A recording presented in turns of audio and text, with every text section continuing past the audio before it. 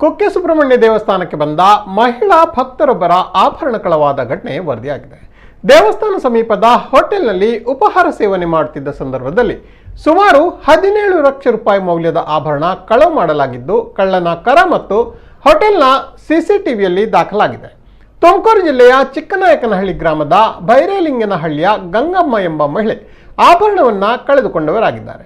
ಇವರು ಜುಲೈ 20ರಂದು ಕುಟುಂಬ ಸಮೇತ ಕುಕ್ಕೆ ಸುಬ್ರಹ್ಮಣ್ಯ ಕ್ಷೇತ್ರಕ್ಕೆ ಬಂದು ವಸತಿ ಗೃಹದಲ್ಲಿ ಉಳಿದುಕೊಂಡಿದ್ರು. ಮರುದಿನ ಬೆಳಿಗ್ಗೆ ಕುಕ್ಕೆ ಶ್ರೀ ಸುಬ್ರಹ್ಮಣ್ಯ ದೇವರ ದರ್ಶನವನ್ನ ಪಡೆದು ರಥಬೀದಿಯ ಖಾಸಗಿ ಹೋಟೆಲ್ ಒಂದರಲ್ಲಿ ಉಪಹಾರ ಸೇವನೆಯನ್ನ ಮಾಡಿದ್ರು.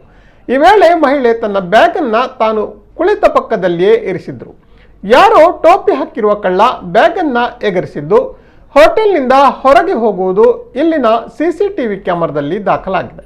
ಸುಬ್ರಹ್ಮಣ್ಯ ಠಾಣೆಯಲ್ಲಿ ಇದೀಗ ಪ್ರಕರಣ ದಾಖಲಾಗಿದ್ದು ತನಿಖೆ ಮುಂದುವರೆದಿದೆ.